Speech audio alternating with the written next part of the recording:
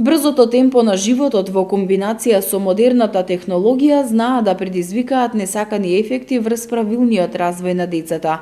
Децата се првата генерација која може да ужива во мобилната комуникација на секое место и во секое време, но токму тоа може да влијае негативно на развојот на нивното однесување и на гледањето на секојдневието. Денес 7 од 10 деца, без разлика дали на предучилишна возраст или на училишна возраст, имаат мобилен телефон што постојано го користат.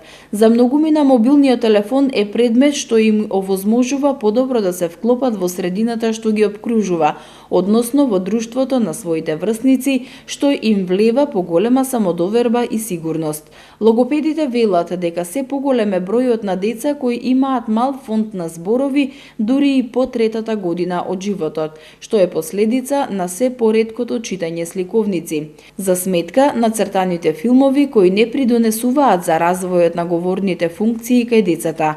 Кај децата потребно е да се вратат вредностите и играта. Дефектолозите велат дека кога повторно би се вратила играта, ќе се придонесе за поздрав развој на децата. Во денешно време сведоци сме дека децата подоцна ги кажуваат првите зборови, а кога ќе проговорат, тоа е на англиски јазик. Сето тоа е резултат на модерната технологија, паметните телефони, компјутерите, таблетите, кои им ги заменуваат играчките на децата уште од најмала возраст. Во разговор за Прва Скопска, магистер Ана Петреска од Логопедско-дефектолошки центар Интеракција Плюс вели дека се поголем е бројот на деца кои имаат мал фонд на зборови. Едно важно прашање што и нас логопедите не замислува зошто децата подоцна прозборуваат. Знаете, тука влијаат многу фактори, влијаат и некои околински фактори, значи домашната околина, меѓутоа влијаат некогаш и некои органски фактори. Факторите кои што доминантно влијаат, тоа се околинските фактори. Односно сега е ера кога на дете од 2-2,5 години родителите бидејќи дома имаат таблети, имаат компјутери, и на децата им даваат, некогаш сакајќи само да видат што значи таблет, телефон, смартфон, како тоа изгледа, меѓутоа тука не сакајќи можеби да има некоја игра која што е интересна во колор бои, со стискање, со сето тоа, и детето не сакајќи да научи како се пушта, кој е наредно ниво на играта, и детето да влезе во тој свет на игри, компјутери, меѓутоа не во светот на она што значи жива комуникација. Значи, сега малку младите родители подзаборавија што беше оној начин раскажување, приказни, разговарање, и кога детата ќе ги насочиме на тој свет на технологија, тие можат да дури да заборават да зборуваат на некој начин, и затоа ќе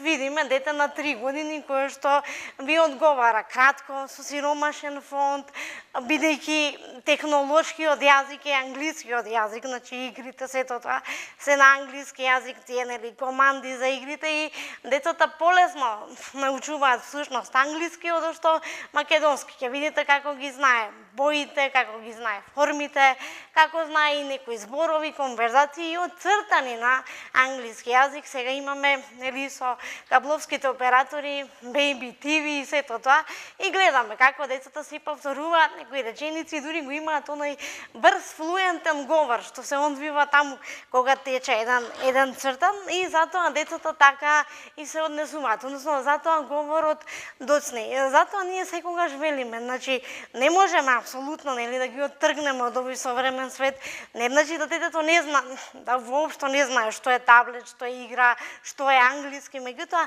да не биде тоа доминантно уште во возраста кога тоа го учи говорот, го гради говорот, затоа што посериозното учење на втори јазик е некаде помеѓу 6-та и 7-та година, а во периодот помеѓу 2-та и 3-та година кога детето треба да прозбори, треба да му се пласира она што треба да го знае на македонски јазик. Една од најдобрите и најпрепорачливи методи е посета на детска градинка, каде што има можност за постојана социјална инклузија со врсници. Фондот на зборови кои децата треба да го имаат развиено во периодот од 2-та до 3-та година е најмалку 50, но не сметајки ги зборовите мама, тато и најблиските членови на семејството.